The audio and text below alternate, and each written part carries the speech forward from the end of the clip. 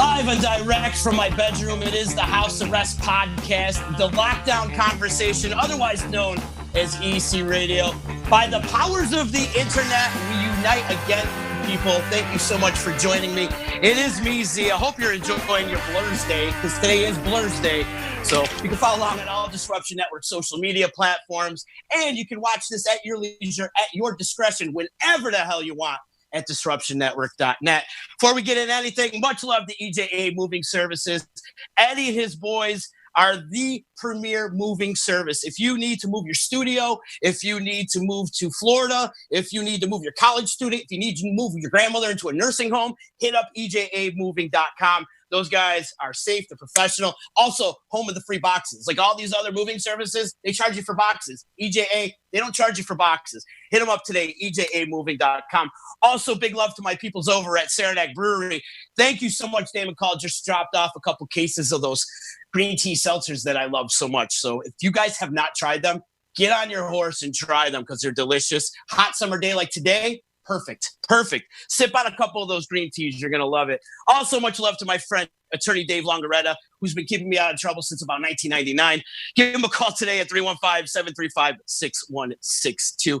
So during this whole quarantine lockdown, I've been cleaning up, going through memory lane a little bit. Been, as you people know, since you've been watching, and thank you for all your support, been kind of reconnecting with some old friends, some old bands. And one of these bands that I keep coming across, and one of the very first local bands I ever got obsessed with, was Dracula Jones. And joining me today is my man, Ed Ordez, joining me from Drac Jones. Des, great to see you, man. You're looking good. Thanks for having me, Z. Good to be here. I love the whole Tom and Ellie thing. Can you just sing the jingle for me right now? You know, I don't even know that jingle. It might have predated me. I've been here for the past year, and he's doing a whole new promo campaign. So I'm not privy to when that jingle was circulating. It might have been back when it was a Nelly Xavier, and there's been a lot of turnover. There's been some upheaval. So this is the new lean, mean, streamlined 21st century Tom and Ellie DWI. DWITom.com. It's the new. There you go. DWI guy. Des, you're like a freaking renaissance, man. You're a lawyer by day, rock star by night. Well, not a rock star, but a musician by night. Man, how do you juggle it? I mean, right now we're under quarantine, but before quarantine and before lockdown and all this other stuff, how are you juggling doing both? Sleep deprivation is a real thing, man. You gotta eat well. You know, I don't know if you're aware of this. I've been straight edge now for about 30 years. So I haven't been sick in a while. Knock wood. I take supplements. But no, I don't really have any secrets other than that. Just you got to stay balanced. You got to check in with yourself. That's what I do. I'm always taking stock. I say, am I taking care of every department of my life? And, you know, it's a delicate balance. I try to maintain it. And also, I'm a dog lover. What's the dog's name? Bella, as in Bella Lugosi. Ah, nice. Bella as in beautiful, right? Right. So Des, let's take it back a little bit, man, because we really never really connected on your history, right? You're originally from like the Whitesboro, like Oriskany area, is that correct? All right, here's the quick story. I was born on the Upper West Side of Manhattan. Okay. Dad got a job with the state, moved up to Albany, did my grade school years there. I hated Albany. And I moved to Utica to attend Mohawk Valley Community College, where I was trying to decide whether or not to be a graphic designer. I met up with some guys who also were into the same kind of music, and I ended up just joining the circus, as it were. I dropped out of MVCC, and I started gigging full-time for about 7 or 8 years, starting with a band called Upstate. That was my first About 19 years old. We were a straight edge hardcore band out of Utica. Uticore Posse.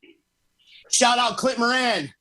That's right. Clint Moran, John Malaguise on drums, John Mosman, singer, and me on the guitar. I had this piece of shit crate amp and I burned it out. We played every American Legion and Elks Lodge within like 100-mile radius of Utica for like from 1988 to 1990. We kept pretty busy. We put out a few demo tapes. I think there's some bootleg video out there that we could maybe retrieve. That would be cool to watch. But I'm proud of the material. It was all original. Yep. We were pretty prolific. And we rocked it, you know, consistently. We played with a lot of reputable bands. Absolutely. So here's a little fun fact is I grew up with Dan Huxtable and Scott Huxtable. And I was kind of around a little bit during those upstate times. And of course, I was a little pimply faced kid in the corner and just watching you guys back in the day. But so from upstate, did it go right into Drac Jones? Is that where Drac Jones formed through upstate? You know, the transition was a little bumpy. It was kind of a Spinal Tap situation with behind the scenes intrigue and drama, people sharing girlfriends, and there was a bit of an acrimonious moment there. And I just transitioned out of upstate into Dracula Jones because I wanted to get out of the American Legion Elks Lodge scene, you know, all ages shows. It was a great place to start. You know, I totally dug the scene, but I wanted to start playing larger venues, get out of town, and I met up with Jeff Jones, who ran into me at an open mic in New Hartford at the Valley Brook Lounge. And I was doing some experimental stuff, just playing instrumental, making weird sounds with my effects pedals, playing with a violin bow on my guitar. And he approached me afterwards. He already had a bunch of songs written, and I kind of contributed some musical accompaniment, and it took off from there. So Dracula Jones came out of upstate. You know, I kind of left that group because, you know, that straight edge scene is pretty rigid, as you may know. It's the hardcore scene it's not for everybody. Right. And although I'm still, you know, straight edge and I'm vegan, but I'm not judgmental like that. And so I wanted to reach a broader market, and I saw an opportunity when Jeff introduced himself to me. And also, I wasn't really enjoying my curriculum at Mohawk Valley Community College. I didn't want to be a commercial artist. I didn't think it was my calling. And so instead, we found I was always gigging in Syracuse. It's a bigger town after all. So we just decided to move from Utica to Syracuse. And, you know, I mean, it open legs, as it were. And we started gigging right away, just as a duo at first. And then we poached a rhythm section, and it just took off. We never did covers. We found it easier just to write our own material. And because none of us were classically trained, I'm self-taught guitar player. You know, I just kind of wing it. I'm a field player. You know, I have a good ear. I just figure out what sounds good, and that's how I do it. And so I think it was just we were in the right time and place, and it took off. We started becoming a big draw locally, playing anywhere, playing open mic nights and just taking over. And word just traveled around, you know, and we would did all of our own promo. Scott Sterling kind of was doing some booking for us and soundboard work. And so we became adopted by Syracuse afterwards. So I guess you could say Drac Jones started in Utica and found a home in Syracuse. And we found this was a good place to be. Cheap cost of living, and it's positioned right at the crosshairs of two major interstate highways. So it's a good launch point. And so, yeah, anybody interested in the performing arts, you know, being in a band, I can tell you, you're going to spend a lot of time driving. You're going to spend a lot of time humping heavy gear. You know, even in the 21st century, these amps are still like 50 pounds. Yeah. So you spend time late at night on highways, humping heavy gear, eating rest stop food. And there's, so you want to be a rock star. And making minimal money, right? Oh, yeah. We We never pocketed any of the proceeds of our gigs. Little secret there, Jack Jones. We would just recycle all the money back into the band, and we would do whatever we had to do just to pay the rent. And we lived in the crappiest neighborhoods, and we were robbed a few times. But I did demolition work. I was a dishwasher for a while. I did telemarketing on the phones. But I loved it. I loved being recognized by people on the street. I loved people shouting across streets, "Hey, Dez!" And so, yeah, I mean, we did that consistently for about 3 or 4 years, I think. We played at least 3 times a week. You know, multiple counties, anywhere from Buffalo to as far down as Baltimore, and all points in between along the Eastern Seaboard. Killed a lot of vans. What was the original lineup? First, it's always been just me and Jeff. You know, Jeff, lead singer, and but our first rhythm section was Bob Hubbard on drums, Whitesboro native, and Sean Trinkus from Oriskany. We poached them from the Van Goghs. They were kind of an art rock band. Bob Hubbard's just a monster on the drum kit. We just had to have him. Pushes the beat a little bit, but really exciting drummer. Yep. With a real flourish, kind of a Keith Moon wild man type thing. And we wanted that thunder behind us. We wanted to be as loud and as heavy as possible without being metal. You know, we were really pushing that power pop limit. That's the kind of vision we were going for. It later became identified, I guess, as grunge, this kind of subgenre. I think grunge is more like a marketing term than a musical genre, really.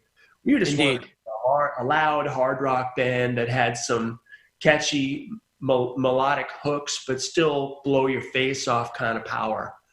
And so that was the rhythm section we needed for that.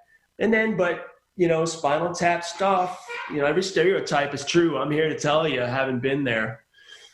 We cycled through about 6 or 7 drummers throughout our tenure. So then next we had the real all-star lineup with Scott Schimpf on bass and Lee Waters, who Jeff knew Lee Waters back when he was in the Army. Actually ran into him out when he was stationed in Germany. Lee Waters was an Army brat, and they met on a base, I think. And so he was playing in some prog rock band in the DC area. So we imported him to Syracuse after he saw that we already had a local following. And so he stepped right in, hit the ground running, top fucking speed. And he brought in his double kick drum, rack mounted thing. And he was a machine, man. I really liked his playing. It was exciting having that thunder behind me on stage. Good work ethic too. You know, everyone was really professional. We knew what we wanted to do. We were really going to try to make this our thing. You know, it wasn't just about chasing women or getting drunk. It was really about trying to go all the way. And that's what explains why we were so focused. It also might explain why we burned out, you know, because it's not sustainable. Right. I mean, we gave it our best shot, but, you know, timing's a bitch. And we can go into detail about that. I listened to some of your past interviews, like with Bob Acquaviva, where we recorded it at Ak Rock Studios back in '94. You guys were talking about the shift culturally, not the music industry, music markets. We got caught up in that. We didn't have the benefit of the digital revolution, so everything was through the mail. Hard paper, letters, demo kits sent through the U.S. Postal Service, you know, cassettes and physical CDs. And then 1996 came. So the explanation, I think, is my take on it. And I wanted to interject when you guys were talking with Bob Acquaviva. I think it has to do with both law and technology. That was the 1-2 punch that changed the market. In some ways. Law, meaning 1996, the Telecommunications Act, which essentially deregulated the media industry. which gave rise to these huge conglomerates that gobbled up all of the independent labels, the ones that were interested in us, that we had negotiations with. We had deals on the table that pretty much went up in smoke once 1996 came around. The Telecommunications Act gave rise to huge media companies that changed things from just being little smaller independent record labels that could take chances, just based on them liking the band and wanting to see where it would go, to just being huge corporate operations where every decision had to be submitted to a committee and presented to a shareholders meeting, and that changed the way the industry operated. And then after that, of course, we had Napster and MP3s and file sharing and the digital revolution, which came shortly thereafter. Between that 1-2 punch, we didn't stand a fucking chance, man. And now there's so much noise with everybody becoming an iCloud star or a YouTube sensation. And yep. That GarageBand or Logic Pro on your phone and you can make a demo, that you have to be that much fucking louder to be noticed now, that promo is like a full-time job, just to be noticed. Yeah. And that's a whole different skill set, right? None of us want to be bothered with that. We were just sensitive artists. We just wanted to make our songs and share them with the people. But It's a whole different landscape now, as you and Bob Acquaviva discussed in your interview with him, that at this point, I don't even know how I'd want to reapproach making a push. That being said, I've been writing a lot of material and I continue to generate awesome fucking riffs. I've got all kinds of notes on my phone. Anytime something comes to mind, I'm at a red light and I tap out something that I think is pretty cool. Little song seeds I might plant, and see if they grow. Are you recording any of these songs? That's a good question. I have an 8-track mixer in my basement right now. I just bought it from Sweetwater, an Alesis console. Looks pretty fucking nice, but I don't know where to start with this thing. But I mean, I got all the machinery at the ready. It's a matter of making the time now. Mm-hmm. I get bored. Imagine it. So I got to be quiet at night. I was going to say, it's hard when you have an actual career and a family. And so, of course, the music takes a back seat to all of that. So what right now, are you inspired by this whole lockdown that we're on right now? What inspires you to write music? It's been so frustrating. Just been stir crazy, man. My house is a wreck. My yard is a mess. But I think there's never been a better time to make rock music, which is traditionally a rebellious blessing, really. I think once things do reopen, it's going to be a slingshot effect. I agree. People are going to rage. And I think people are going to need the arts more than ever. It'll take on a new meaning for them. I think that's my anticipation, because people are as frustrated as ever. It's a very situation.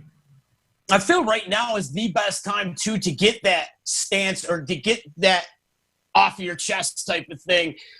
What we're missing right now in rock right now is those Rage Against the Machine type of bands, the ones that are out there, preaching the word. Where's the Rage Against the Machine right now in this whole political stance that we're in the middle, this whole division that we're in the United States? We need a band like that out there preaching their thing. Do you agree? I agree that most contemporary rock music really misses the mark. I think it's a little bit too self-consciously cool or clever, and it needs to be a rally cry. It needs, I think, more rock out there.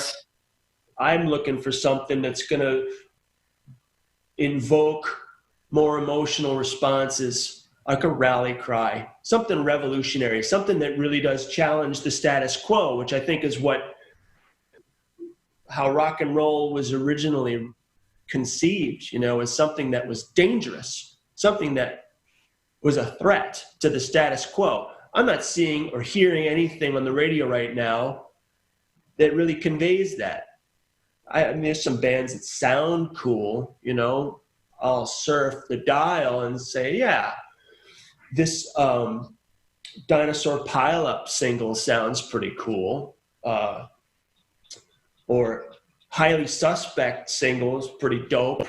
But, you know, music now is so disposable, you get tired of it much faster. And I don't think there's anything being produced right now that will be looked upon as a real timeless classic 20 years from now, you know, like with real nostalgia. It's meant to be consumed, you know, chewed up, spit out, and then the market is left to feel hungry for what's next. You know, that's the way we've been trained, I think, as consumers now. And this music that is being produced is more like just very ephemeral, quick products, you know, that aren't really highly valuable, provocative, profound things that are going to stand the test of time, because that doesn't really go to the bottom line of these giant corporate entities that produce the stuff. And there's like only 3 of them now, really, you can trade. Right. The headquarter offices. There's maybe only 3 tops that are controlling the entire music market right now. And that's just not the best environment in which to create really good, meaningful art. Yeah. Nowadays, it's more about how many likes and subscriptions you have and what you look like instead of the substance of the music. And it's a shame. Right. What needs to be there is the meat and potatoes of the song. Oh, I can't imagine. I mean, think about really talented people starting out now, how daunting it must seem. You got to come right out of the gate with a hit album. Otherwise, you won't get an opportunity to release a second one. You know, there's no such thing as a development deal anymore. True. Good point. You don't have a hit single off your first release. That's it. Pack it in. Plan B. Thank you for playing. You know, I mean, you look at the history, bands like Aerosmith or David Bowie, you know, they took a while to find themselves and get a foothold and become what they eventually are now, you know, hallowed, canonized titans in the industry. I don't think if there's like a new Aerosmith coming out, they wouldn't get very far because there just simply isn't any risk tolerance or patience for it, because you don't have the independent labels anymore, really. Mm-hmm. You can really count on one hand how many important ones there are that have real market presence. So yeah, law and technology, they seem to have a way of manipulating behavior and culture. You know, but I want to go on the flip side of this, because you're talking about technology and having like a record label, but you don't really need a record label nowadays with the technology where you can have home studios and record your own stuff where you don't need label support. You've got things like SoundCloud and Spotify and all that other stuff that you can get it out there and distribution. I mean, granted, it's good to have a record label to push all that for you, but you can actually do it on your own, hit the ground running, but you got to put a lot of work into it. It's a lot of work. That's true, because everyone's got the same advantage now. And so it's a very crowded field. Yep. And then, of course, because you have these new platforms, people don't need to go out anymore to hear your material. True. They don't have to go to a club to see you live. In fact, they can't right now. Right. So, I wouldn't know what to tell someone starting out now. I guess I would say, get a job, kid. Yeah. And learn a trade and do it only because you love to do it, because you have to fucking do it. You know, not because you want this, that, or the other thing. I guess we kind of made that mistake. Dracula Jones, we were trying really hard to get signed. We were so driven and focused that it wasn't fun anymore. Come 95, we were getting burned out. And we were blowing through rhythm sections. People just, because it was so professional that at that point, we had our rigid twice-a-week rehearsals scheduled. We had at least 1 or 2 gigs per week somewhere. we had, it was a schedule that just wasn't sustainable after a while. And as the years pressed on, I mean, we started thinking maybe with each passing year, our chances were diminishing. Yeah. Is that when you kind of merged into like the chick magnets? And was you merging into the chick magnets, was that something you wanted to do, or was that just like a cash grab for you? It was a cash grab at first, and then eventually I came to enjoy it, if that's a direct answer to your question. Those guys kicked out John Peluso. Lots of internal struggle there. He's a difficult personality. I think anybody knows him well would agree. He's a challenging individual. So they had an opening for lead singer. They knew I had the skills. They knew I kind of was into vintage funk and R&B. Not maybe disco per se, but I like all that early 70s stuff. And so, and they already had a lot of freaky clothes. So it was a good fit. It approached me, and I thought about it. I wasn't sure, but then I came to really enjoy it, you know, and it paid the bills. We played at least 3 shows a week, steady. We were like house band in Oswego, a club in Rochester, and of course in Syracuse. And it was an easy way to pay the rent, you know, without having to get a day job. My day job was just going to Gold's Gym over in Widewaters Parkway. And so that was a viable lifestyle for a couple of years. So yeah, I must have played at least 400 gigs total with those guys in a 2-3 year period. I mean, yeah. Seems like, yeah, we were doing double headers. We were doing all kinds of pretty gigs, you know, in front of about thousands of people, you know. Oh, yeah. College, spring fests, outdoor venues, festivals, like the New York State Fair. We even got a gig in Hawaii. We got flown out there to play like a corporate banquet for a bunch of insurance salesmen or accountants or something. But that was cool. That was a fun run, man. That was a fun band for sure. You guys, every Saturday night at the Atlantis was pretty epic for a few years. And if there was like nothing going on in Utica on a Saturday night, we would all go hightail it up to the Atlantis and go watch you guys and rock out a little bit. A lot of memorable nights up there for sure. You've created a lot of memorable nights for me, Des, without you even knowing. That was the whole point, really. Yeah. Coming up, who were some of the bands, local bands, that you were looking up to and checking out, even in the Drac Jones days, like when you were coming up? There was a band in the southern tier called Crown of Thorns that I crush on. I don't know what they're up to these days, but we played in Ithaca, a place called Max's, and it was, I remember it was on a little river somewhere in a kind of industrial area of Ithaca.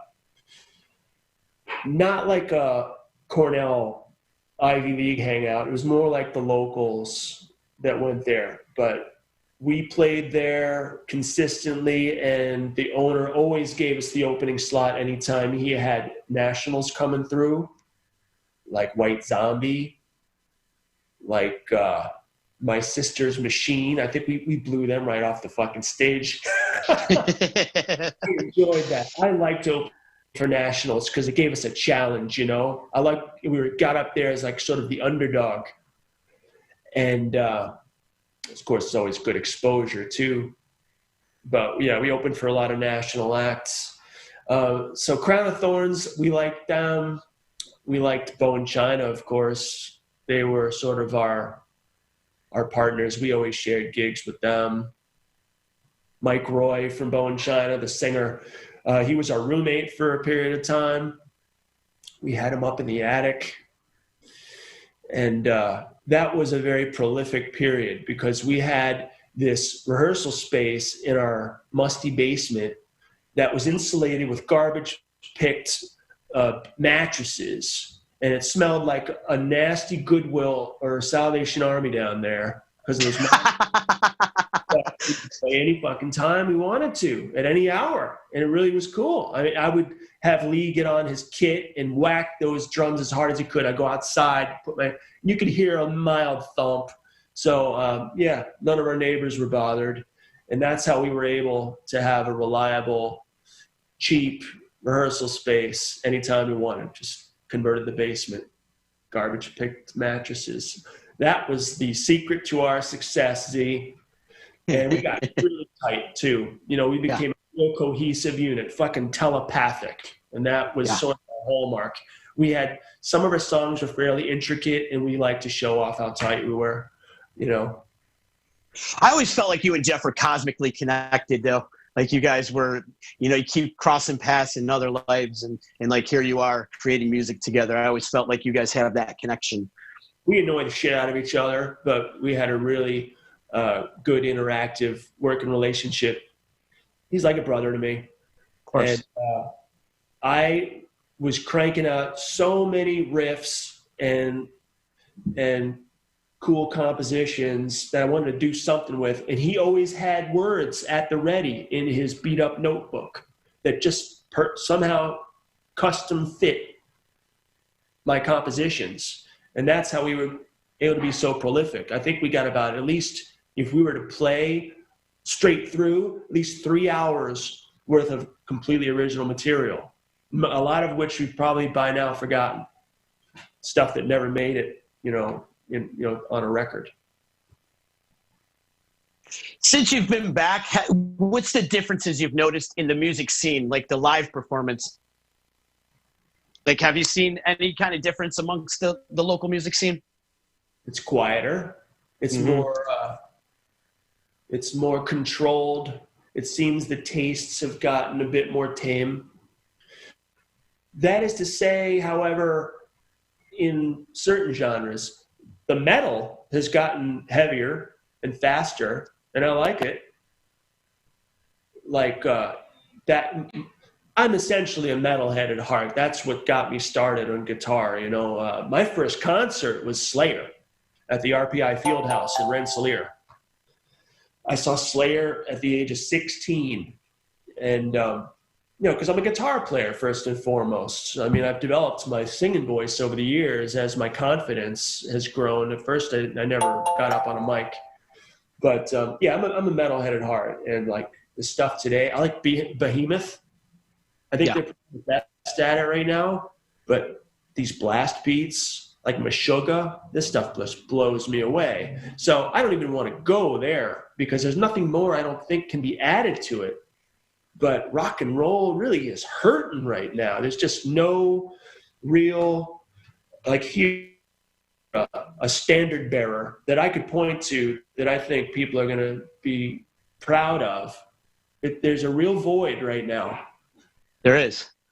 There's not one new band, right? Like a current band right now. I mean, there's like the Foo Fighters and like Shinedown or whatever. They've been around for years, but there's no current band right now that's like at that arena rock level. I can't think of any. That's what I want to do next. I want to do a power trio. I want to front a power trio that has that arena rock kind of excitement, where the songs are like glorious, anthemic, and really hooky. I want it to be like the musical equivalent of a 1971 Dodge Charger, if that makes any sense. I love it. Great analogy. Or a Pontiac GTO, that 70s American muscle car, the musical version of that. It's awesome. Like the huge Marshall stacks and the Ampegs and just the big Ludwig kit, like the old school. That's where rock and roll needs to go to, like that big, huge sound, and none of this like auto-tune type crap. A lot of computers are taking over the music, and that's what's missing the soul of music right now, is because these computers are taking over. Well, that's the key word right there. It lacks soul. I'm impressed. There's a lot of clever stuff, but I don't think people want to be impressed. I think they want to be inspired. Know what I mean? And this stuff that's coming out right now, it's impressive, it's clever, but is it really inspired? I don't know that it is. I don't feel it's quite as genuine as that it's coming from a place of real, that it's genuine. And you can make music so cheaply now on a whim because the technology is so sophisticated that you can just crank shit out, mass production. I think it kind of loses something in the process, that sort of approach. Absolutely. I'm hanging out with Ed Ordez from the band Dracula Jones. And if you're watching on Facebook right now, please click the share button and help spread the word of EC Radio and Drac Jones and everything we're doing here at the D. A couple questions and responses here on the Facebook. I want to get to a couple comments. First off, Scott Sterling wants to know the origins of Drac Ball. Yeah, I saw that comment earlier, and I was racking my brain. I don't have any recollection of what Drac Ball is. That could be an athletic activity, or it could be a sexually transmitted disease.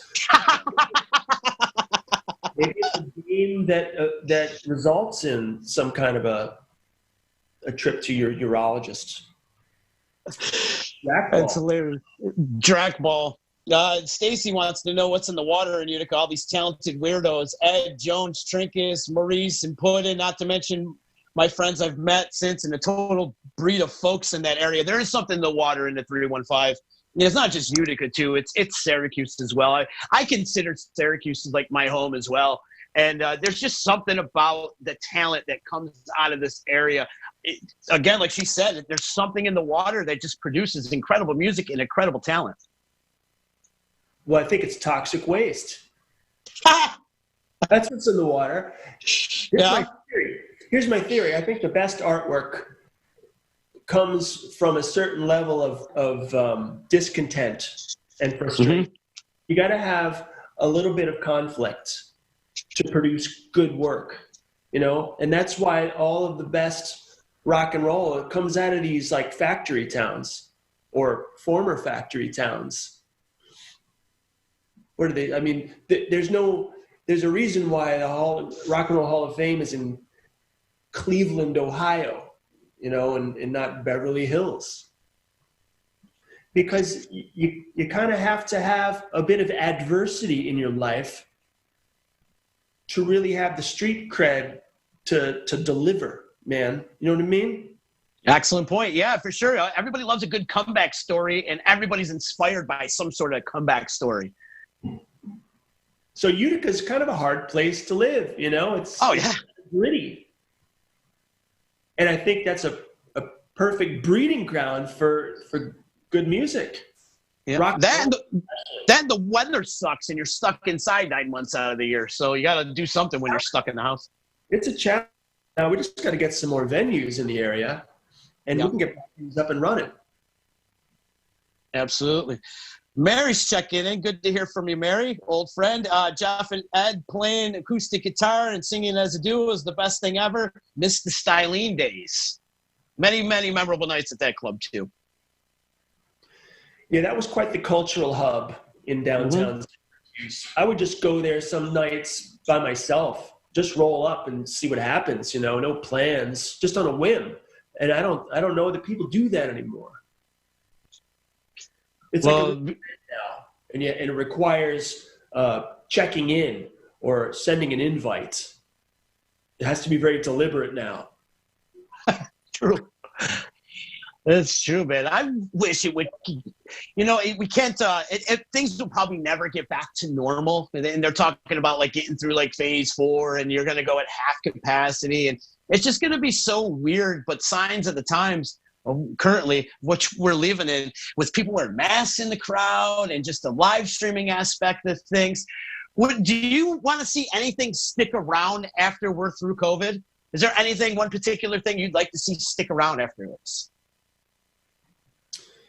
I think, I know that I've become a little bit more resourceful, not having the luxury of just being able to go out to a restaurant or a store, just making do with what I have.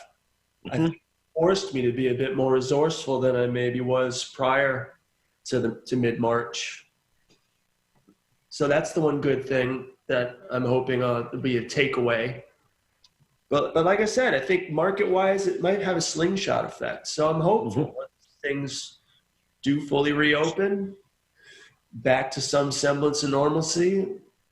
I'm hoping that, ebb and flow, pendulum swings, yin yang, and maybe we'll come out of this even better than we went into it, because we won't take certain things for granted anymore because we've been deprived of them for over 3 months now.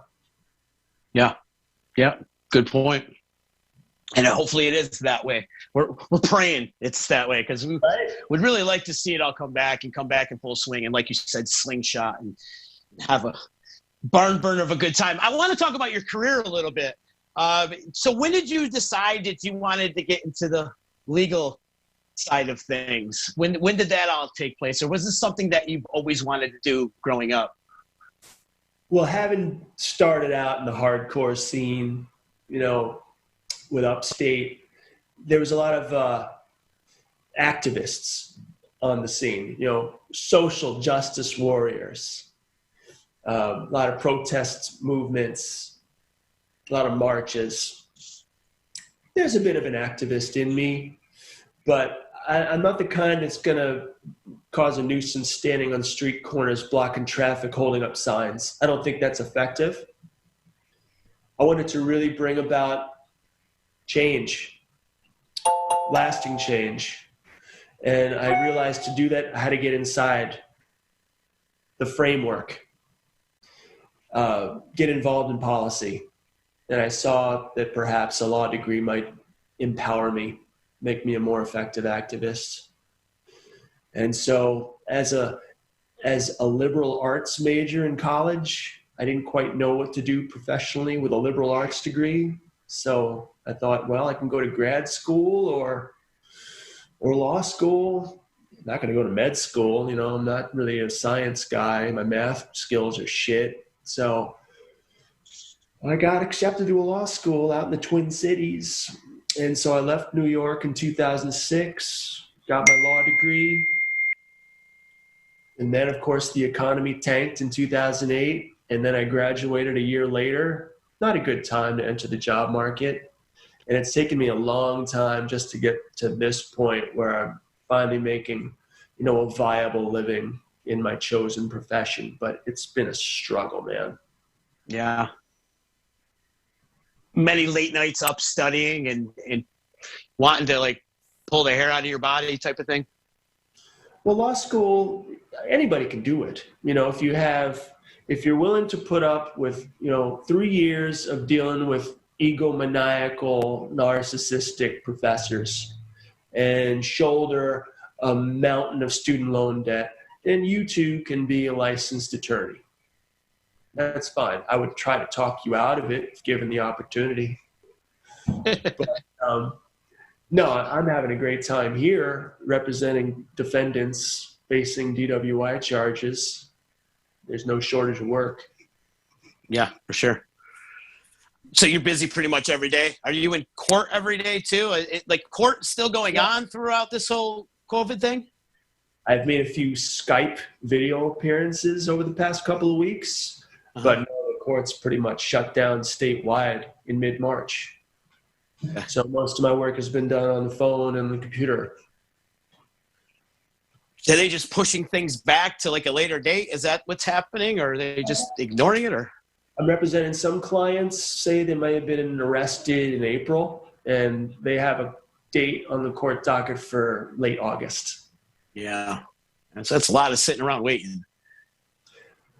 I try to frame it as a bright spot for them because they can get their case together, put their best foot forward once things do reopen. We'll have maybe a good plea offer on the table in advance of their court date. That way it's open shut case with one appearance. So it's kind of tidy. Isn't that kind of the time to do treatment if they need any, to address the underlying cause of their transgressions, if they need to do counseling with a therapist. This is giving them the opportunity to get that done become successfully discharged once they have the tools to address their substance abuse issues. Yeah, that's an excellent point too. And maybe people can get the help they need and actually loosen their case up a little bit, if you will. Absolutely. Yeah. It's a good look to roll up in court with a discharge letter from a clinic and convey to the DA and the judge, look, I'm looking at it, I'm working on it, and I've got it under control. This is not going to happen again. I can imagine, though, the cases are piling up, though, with the courts being closed. And things are really backlogged, and it's going to be fucking bananas once we get the green light, because I've got so many plea offers cases ready to be closed. So it's going to be a bit of a traffic jam. Yeah. When do they expect to open the courts up? Is that a phase 4 thing? Well, it's not going to be all at once statewide. Right. It's going to be region by region. And even within each region, you're talking about county courts first, then the city courts, and then lastly, the little town and village courts. So it's going to be very gradual. Hey, Des, if you can hop in that DeLorean and go back 20 years and give yourself some advice, what would you tell yourself? So 20 years ago, let's see. That's a really good question. I would say don't get married. There's really no purpose. I think it's kind of passé, antiquated. I mean, unless you belong to some kind of religious congregation, there's really no reason for it. It's easy to get married. It's very hard to undo it once things go to shit. And more often than not, they do. In fact, today, actually, my divorce was just finalized. So 2 cheers to that. Cheers. Cheers to that. Congratulations. And cheers to that, because I'm dreading the prospect of re-entering the dating scene. I was just going to ask you, are you going to hop on Tinder or any of those dating apps, or are you just going to go with the flow? That's a good question. I'm open to suggestions. We were married for 11 years. The landscape has changed a lot since then. Wow. So I don't know where to start. But the paperwork was filed in October. Then the COVID thing, which delayed stuff. So it finally was signed by the judge in family court and was approved as of today. So interesting timing for today's podcast. No doubt. Hey, Des, I need a wingman, so anytime I'll give you a shout. Yeah. I'm usually in bed by midnight these days. I don't know how I used to do it. I was a night person once upon a time. Yep. I was. I'm in bed even sooner. I'm in bed by like 9, 10 o'clock nowadays. Yeah. That's good. It just sneaks up on you. You know, all of a sudden you flick that switch and it's like, oh shit, now I'm old.